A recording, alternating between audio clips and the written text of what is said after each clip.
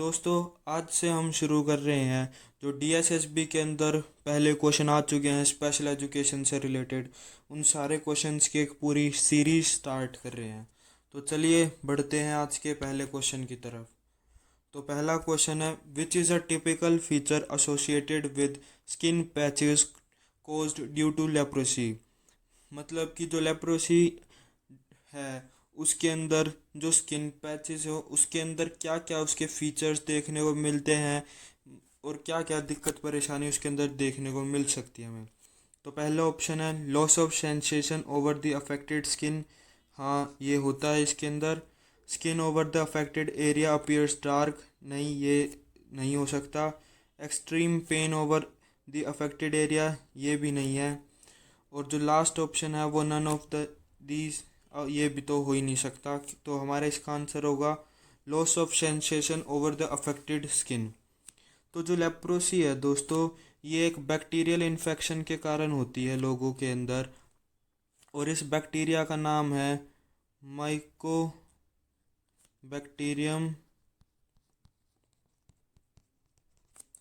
Leprae.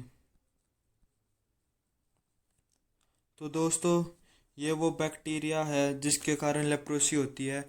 Leprosy के अंदर एक तरीके से आपकी स्किन के अंदर जो होती है वो खाल गलने लग जाती है और आप उस चीज़ को महसूस नहीं कर पाते कि आपकी स्किन के अंदर जो सेंसेशन वगैरह है वो लॉस हो जाती है। तो दोस्तों, हमारा दूसरा क्वेश्चन है, learning depends on cognitive development always never sometimes in calculation. मतलब कि जो लर्निंग है हमारे कोग्निटिव पे, कोग्निटिव का सीधा सीधा मतलब होता है माइंड से कब कब रिलेटेड होता है। तो आप लोगों को जैसा पता है, हम कुछ भी सीखते हैं समझते हैं तो हमेशा उसके अंदर जो मेन काम होता है वो ब्रेन का ही होता है। तो इसका आंसर होगा always. Learning depends on cognitive development always, इसका आंसर होगा। तो चलिए अब बढ़ते हैं हम तीसरे क्वेश्चन की तरफ।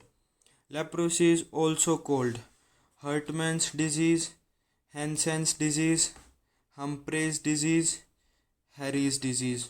तो दोस्तों, इसमें है कि लेप्रोसी का दूसरा नाम क्या है। तो इसका आंसर है हैंसेन डिजीज। तो ये जो व्यक्ति है ये हैंसेन है, और ये नाम इस वजह से पड़ा था क्योंकि इन्होंने 1873 के अंदर जो बैक्टीरिया था माइक्रोबैक्टीरियम लेप्रेई, इसे ढूंढा था और लोगों को बताया था कि जो लेप्रोसी बीमारी हो रही है वो इसी बैक्टीरिया के फैलने के कारण हो रही है। तो दोस्तों, अब हम बढ़ते हैं अगले क्वेश्चन की तरफ। अगला क्वेश्चन है हमारा, in learning disability the name of the problem related to maths is. मतलब जो लर्निंग डिसेबिलिटी है उसके अंदर मैथ्स के अंदर दिक्कत परेशानी कौन सी बीमारी के कारण आती है। तो पहले हम देखते हैं यहाँ पे जो सब में हम एक चीज़ देखते हैं कि डिस कॉमन दिख रहा है हमें। तो फिर डिस का मतलब होता है डिफ़िकल्टी या फिर बैड इन। तो दोस्तों, अब हम देखते हैं डिसलेक्सिया। डिसलेक्सिया क्या होता है? डिसलेक्सिया होती है रीडिंग रिलेटेड प्रॉब्लम होती है। दूसरा डिसग्राफिया। ग्राफिया के अंदर जैसे आप देख रहे हो ग्राफ, तो ग्राफ से रिलेटेड आप इसे देख सकते हो कि ये राइटिंग से रिलेटेड होगी। तीसरा दोस्तों डिसकैलकुलिया। कैलकुलिया आप समझ सकते हैं कैलकुलेशन से रिलेटेड, मतलब कि मैथ्स। और जो हमारा लास्ट है डिसफेजिया। डिसफेजिया दोस्तों लैंग्वेज डिसऑर्डर है। तो दोस्तों, यहाँ पे हम देख सकते हैं कि जो इसका आंसर होगा मैथ्स रिलेटेड प्रॉब्लम का वो डिसकैलकुलिया है।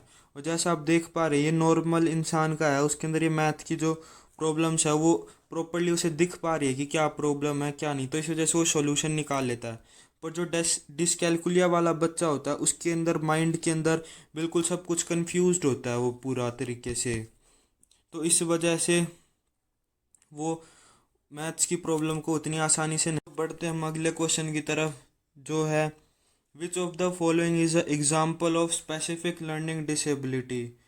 मतलब कि स्पेसिफिक लर्निंग डिसेबिलिटी का कौन सा एग्जाम्पल है? Mental retardation, dyslexia, ADHD, autism spectrum disorder.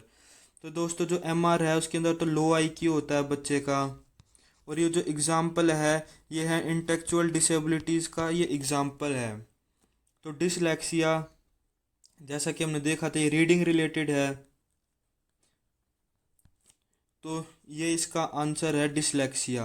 अब हम बाकी की जो दो डिसऑर्डर हैं उन्हें भी देखते हैं कि वो क्या है। तो तीसरा ऑप्शन है इसका ADHD। ADHD की फुल फॉर्म होती है दोस्तों attention deficit hyper activity disorder. तो इसके अंदर जो बच्चा होता है उसकी अटेंशन में दिक्कत होती है, वो अपनी पूरी अटेंशन दे नहीं पाता, और जो हाइपर एक्टिव होता है मतलब वो छोटी छोटी बातों पे जल्दी रिएक्ट कर देता है। और जो हमारा आखिरी ऑप्शन है ऑटिज्म स्पेक्ट्रम डिसऑर्डर, वो इसके अंदर बच्चे का दोस्तों रिपीटेटिव बिहेवियर होगा, मतलब वो एक ही चीज़ को, एक ही व्यवहार को बार बार करता रहेगा। और साथ ही साथ इनके अंदर जो कम्युनिकेशन स्किल्स होती है और सोशल स्किल्स होती है वो भी बिल्कुल ही कम होती है। अब बढ़ते हैं हम अगले क्वेश्चन की तरफ। तो है which of the following is an example of intellectual disability. तो दोस्तों अभी अभी हमने आपको बताया था कि जो मेंटल रिटार्डेशन है वो इंटेलेक्चुअल डिसेबिलिटी का ही एग्जाम्पल है। और हम बाकी के भी ऑप्शन देख लेते हैं। डिसलेक्सिया, डिसलेक्सिया दोस्तों स्पेसिफिक लर्निंग डिसेबिलिटी का है, तो ये तो हो ही नहीं सकता। ADHD अपने में ही एक अलग डिसऑर्डर है, और ऑटिज्म भी एक अलग ही डिसऑर्डर है, तो ये भी ऑप्शन नहीं हो सकता। इसका आंसर होगा मेंटल रिटार्डेशन। तो अब हम कुछ पॉइंट जान लेते हैं कि मेंटल रिटार्डेशन के क्या क्या सिम्टम्स होते हैं। इनके अंदर लो सेल्फ एस्टीम होता है, मतलब अपने ऊपर इनकी भरोसा बहुत ही कम होता है।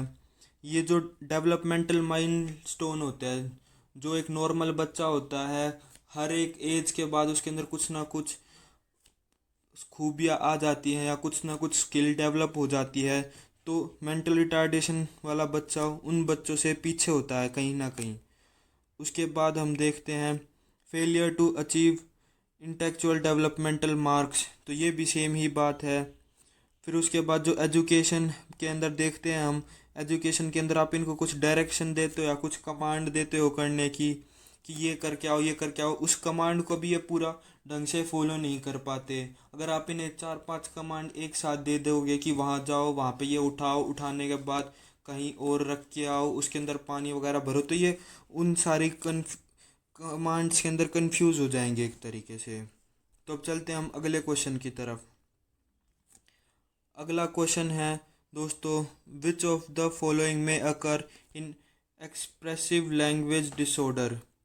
तो इसके अंदर हम देखते हैं दोस्तों, पहले एक्सप्रेसिव लैंग्वेज डिसऑर्डर के अंदर क्या क्या बातें आती हैं।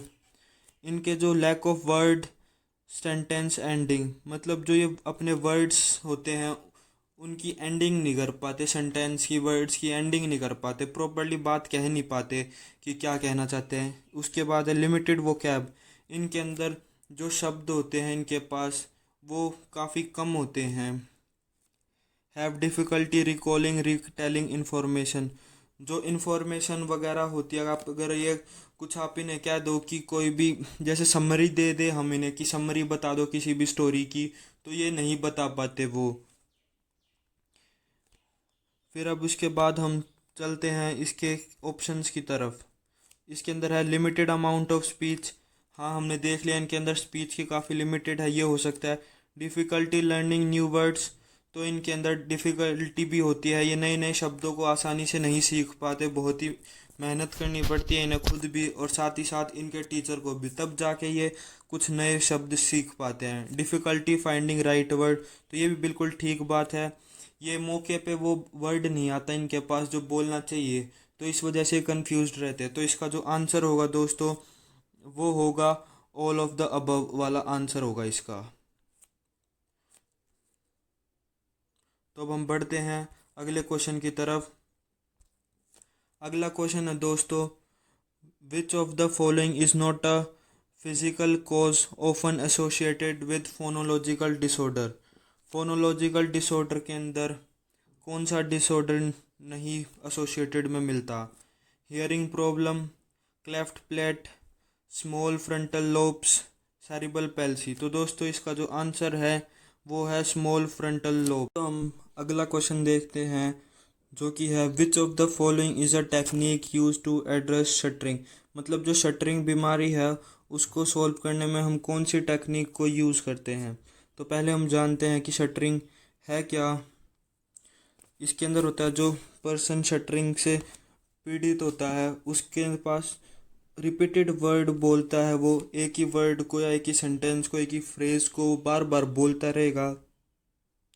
दूसरा है उन्हें कोई भी वर्ड को स्टार्ट करने में दिक्कत आएगी, जैसे कि उसके वोवल्स में, सेमी वोवल्स में, कंसोनेंट में। और साथ ही साथ ये अपनी जो आइज़ होती है उसे भी काफ़ी रैपिडली मतलब लगातार ब्लिंक करते रहते हैं, मतलब पलके झपकाते रहते हैं बार बार।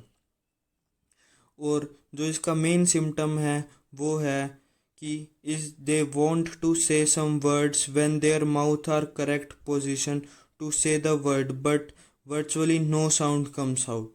मतलब कि ये कोई भी शब्द कहना चाहते हैं और इनका जो माउथ की पोजीशन है, मतलब लिपसिंग भी इनकी हो जाती है उस वर्ड के लिए, पर जो इनकी जो अंदर से साउंड है वो नहीं आ पाती।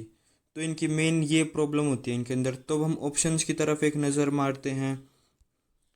तो दोस्तों पहला है पर्पसफुल साउंड, पर्पसफुल स्पीच।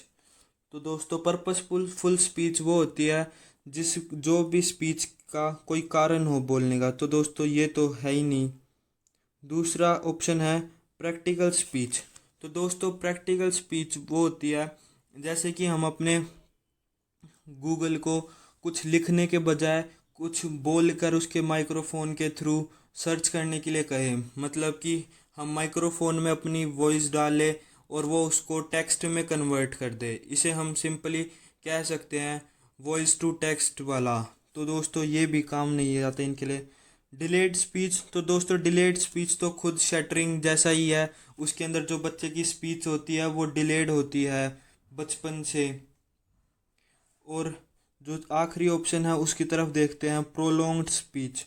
तो दोस्तों जो प्रोलॉन्ग्ड स्पीच टेक्निक होती है वो हेल्प करती है स्टैमरिंग में। मतलब कि जो बच्चों को सडन पॉज होता है और जो इनिशियल लेटर्स होते हैं वर्ड्स के, उसको ये करेक्शन में हेल्प करती है बच्चों को। और ये स्पेशली जो बच्चे शटरिंग है जिनके अंदर, उसी के लिए बनी है। तो दोस्तों इसका आंसर है प्रोलॉन्ग्ड स्पीच। तो बढ़ते हम आज के लास्ट क्वेश्चन की तरफ दोस्तों। An example of an developmental disorder is mental retardation.